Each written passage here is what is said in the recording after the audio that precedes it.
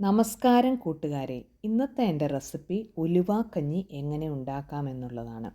Western നാടൻ റെസിപ്പിയിലേക്ക് എല്ലാവർക്കും സ്വാഗതം.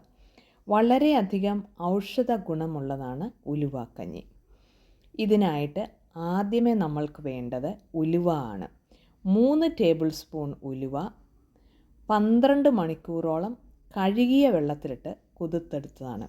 എന്നിട്ട് ഈ വെള്ളത്തിൽ തന്നെയാണ് നമ്മൾ ഇത് വേവിച്ചെടുക്കുന്നത്. ഒരു പ്രഷർ കുക്കറിൽ ആവി വന്നതിന് ശേഷം വെയിറ്റ് ഇട്ട് ഒരു വിസിൽ വന്നതിന് ശേഷം ഇത് ഓഫ് ചെയ്ത് റെസ്റ്റ് ചെയ്യാനായിട്ട് വെക്കാം. ഉലുവായും അരിയും കൂടെ ഒരുമിച്ചിട്ടാൽ ഉലുവ നല്ലതായിട്ട് വേഗത്തില്ല. അതിനു വേണ്ടിയിട്ടാണ് ഉലുവ നേരത്തെ തന്നെ കുക്ക് ചെയ്ത് റെസ്റ്റ് ചെയ്യാനായിട്ട് വെക്കുന്നത്. അടുത്തത് അരിയാണ്. ഇവിടെ 1/2 കപ്പ് അരിയാണ് ഞാൻ ഉപയോഗിക്കുന്നത്. ഞവര അരി ഉള്ളവർക്ക് അത് ഉപയോഗിക്കാം.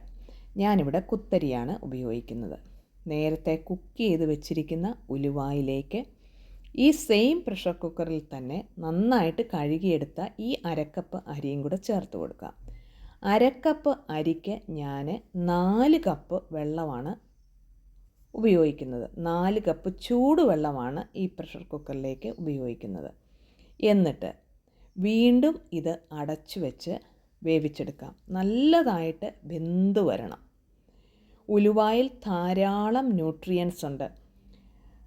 മുലപ്പാൽ വർദ്ധിക്കുന്നതിന്, ഡയബറ്റിസ് കുറയ്ക്കുന്നതിന്, ഡൈജഷൻ നന്നായിട്ട് നടക്കുന്നതിന്, ശരീരഭാരം കുറയ്ക്കുന്നതിന് ധാരാളം നല്ല ഉപയോഗങ്ങളുള്ളതാണ് ഉലുവാക്കഞ്ഞി. ഇപ്പോൾ 5 വിസിൽ കഴിഞ്ഞു.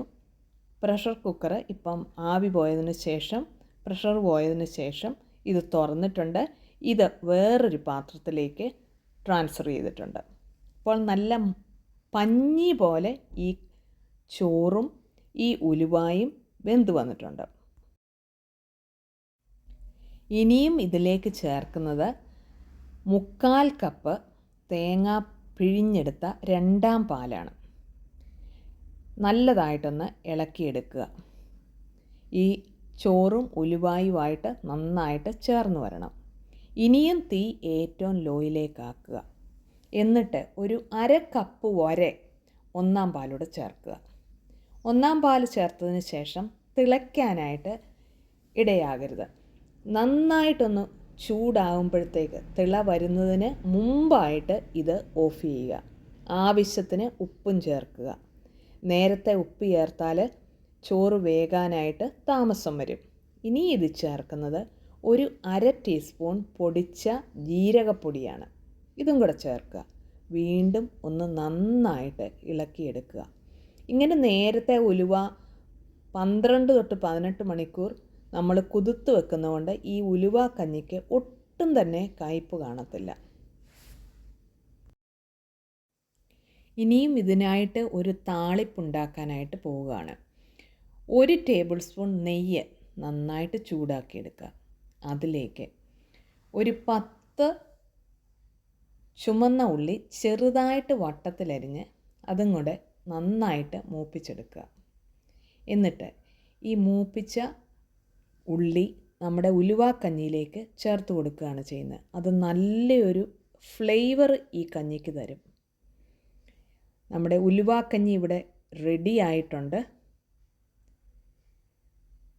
വളരെ ടേസ്റ്റി ആയിട്ടുള്ളതും ന്യൂട്രീഷ്യസ് ആയിട്ടുമുള്ള ഉലുവാക്കഞ്ഞി നിങ്ങളെല്ലാവരും ട്രൈ ചെയ്ത് നോക്കണം. സന്ധിവേദനയ്ക്കും ഡയബറ്റീസിനും കുറയ്ക്കാനും ഉത്തമമാണ്. ഈ വീഡിയോ നിങ്ങൾക്ക് ഇഷ്ടപ്പെട്ടാൽ ഒരു ലൈക്ക് തരാനായിട്ട് മറക്കരുതേ കൂട്ടുകാരെ. ആദ്യമായിട്ട് കാണുന്നവർ ഒന്ന് സബ്സ്ക്രൈബ് ചെയ്ത് സപ്പോർട്ട് ചെയ്യുക. നിങ്ങളുടെ ഫ്രണ്ട്സിലേക്കും കൂടെ ഒന്ന് ഷെയർ ചെയ്യുക. വളരെ ഹെൽത്തി ആയിട്ടുള്ള വേറെ റെസിപ്പീസും എൻ്റെ ചാനലിലുണ്ട്. Thanks for watching. Signing off Shaina Thomas.